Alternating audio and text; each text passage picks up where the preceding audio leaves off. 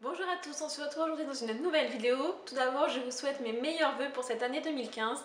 Surtout, je vous souhaite le bonheur, la joie, le succès, l'amour, la santé. Je pense que la santé, c'est vraiment le plus important puisque ça influe, selon moi, sur tous les autres facteurs. Mais je vous souhaite également de très bonnes lectures, de faire plein de belles découvertes livresques, d'échanger avec d'autres personnes sur la lecture, de rencontrer des auteurs, de faire des salons, de vous évader dans des univers totalement loufoques ou totalement merveilleux. En tout cas, c'est ce que je vous souhaite de mieux dans votre vie de lecteur. Et cette vidéo est pour vous parler de mes bonnes résolutions 2015. Et oui, c'est un petit peu la chose que tout le monde fait en début d'année. Eh bien moi, je me suis dit, au lieu de vous parler de mes résolutions personnelles, puisque je pense que vous vous en fichez complètement, je vais vous parler de mes résolutions en tant que lectrice. Et cette année, j'ai envie surtout de me lancer quelques challenges. Je vais en poursuivre un, mais je vais surtout en commencer un. Et je pense que ce challenge va faire d'une part du bien à ma bibliothèque puisqu'elle va se vider, et d'autre part, mon porte-monnaie, je pense, va me remercier également. Donc en fait, je vais vous expliquer tout ça dans cette vidéo, donc n'hésitez pas à continuer si vous voulez savoir de quoi je vais vous parler.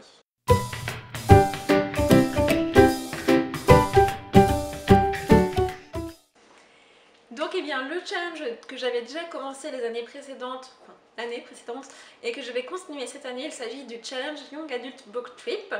Donc je vous mettrai le logo ici et le lien dans la barre d'infos si ça vous intéresse. En fait, c'est un challenge que j'ai trouvé sur Epic Reads, qui est, je crois, le site de la même maison d'édition qui porte le même nom, ou quelque chose comme ça, aux États-Unis. Et en fait, ça consiste, à travers les livres, de faire le tour des États-Unis en fait en roman. Donc c'est-à-dire par exemple Divergent se passe à Chicago, donc en fait vous avez visité l'état de l'Illinois. Si vous avez lu, je sais pas moi, j'ai pas les trucs en tête, mais par exemple The Covenant de Jennifer Armentrout, ça se passe dans plusieurs états. Donc en fait à travers les romans je visite les états des États-Unis. Les états des États-Unis. Donc voilà, je trouve que c'est vraiment sympa. J'ai pas l'occasion de visiter les États-Unis, sauf une fois je suis allée à New York, mais voilà, c'est tout. Et c'est vraiment un pays que j'adorerais visiter. Et moyennant finance, eh bien c'est pas possible au moins de visiter tous les États-Unis. Donc du coup, eh bien, je le fais à travers les romans. Ça sert aussi à ça, à faire travailler son imagination. Et aussi à préparer quelques voyages futurs, pourquoi pas. Donc je continuerai du moins ce challenge. Et le second challenge que je me lance, il s'agit de baisser ma palle, donc en gros un gros baissage de palle, je ne sais pas si ça se dit, puisqu'en fait eh bien, j'ai fabriqué une TBR jar, donc en gros c'est To Be Read jar ou pot à lire, donc que j'ai créé il y a déjà quelques temps, donc avec des petits boutons etc. Et en fait dans ce pot il y a toute ma palle, donc si vous avez lu donc vu du moins le petit tag que je vous avais fait précédemment, donc le tag de la pile à lire, ça engendrait forcément un challenge, comme je vous avais dit dans cette vidéo. Et ce challenge, eh bien, c'est de faire baisser ma palle. Il y a des romans dans cette palle qui sont là depuis, j'ai un peu honte de le dire, au moins 3-4 ans. Certains, je ne sais plus de quoi ça parle, et je pense que c'est vraiment un bon moyen de baisser sa palle et aussi de faire un peu des économies. Parce que je ne sais pas que j'en ai marre d'acheter des romans, mais voilà, faudrait que je diminue un peu mes dépenses de ce côté-là. Et donc en fait, ce petit challenge prendra cours tous les mois. Je pense pas que je pourrais le faire plus souvent. En gros, tous les mois, je tirerai un petit papier dans cette petite jarre que je vous posterai sur les réseaux sociaux, je pense sûrement sur Instagram. Donc si vous ne me suivez pas sur Instagram, le lien sera dans la barre d'infos comme d'habitude. Et du coup, tous les mois, je m'engage, j'espère, à lire le roman que j'aurai tiré dans mon pot à lire. Il y a certains que j'ai vraiment très hâte de lire, donc j'espère que je tomberai sur ceux-là. Certains qui me tentent un peu moins, mais voilà, c'est vraiment pour me forcer à lire ces romans.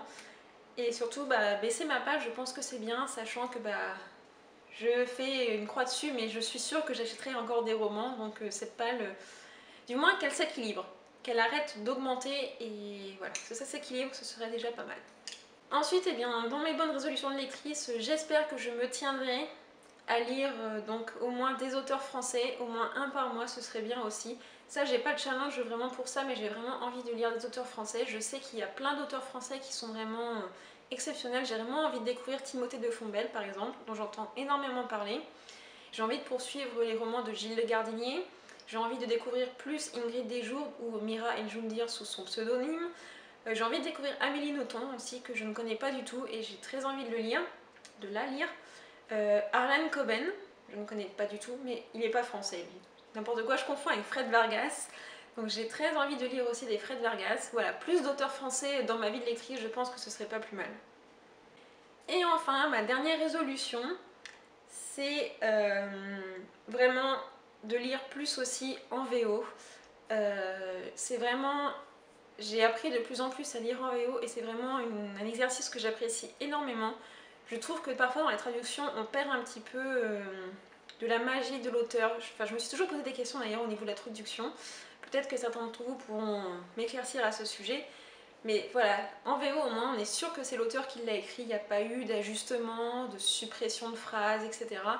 Et voilà, j'ai vraiment très hâte encore de me plonger plus dans mes lectures en VO. Ce qui rejoint un petit peu le challenge To Be Read, parce que j'ai une palle VO encore assez conséquente et il faut vraiment que je la baisse. Je suis en train de la regarder là et je me dis que oui, il faut vraiment que je la baisse. Donc voilà, c'était mes résolutions. Bonne résolution, je ne sais pas, mais en tout cas, c'est mes résolutions de 2015. N'hésitez pas à me dire en commentaire, vous, quelles sont vos résolutions de 2015 au niveau de vos lectures. Ça m'intéresse et peut-être que je vous piquerai des idées aussi. Pourquoi pas. Ceci conclut ma vidéo des bonnes résolutions 2015, j'espère que ça vous a plu. En attendant, je vous fais plein de gros bisous, je vous souhaite encore une fois une très bonne année 2015 et je vous donne rendez-vous très bientôt dans une prochaine vidéo. Bye bye.